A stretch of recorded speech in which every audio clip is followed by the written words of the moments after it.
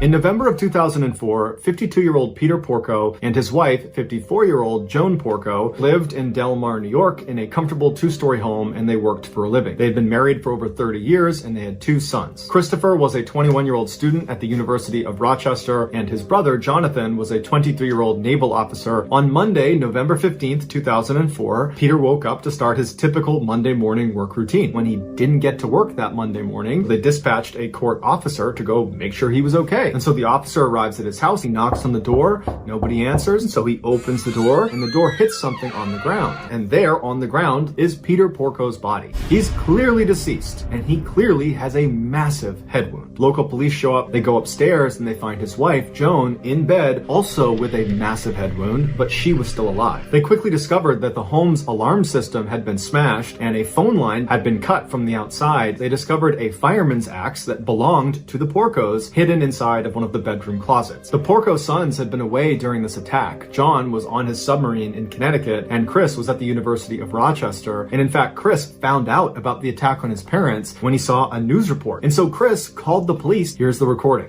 Hi, my name is Chris Porco. I was just called by the Times-Union saying that my parents were found dead this afternoon.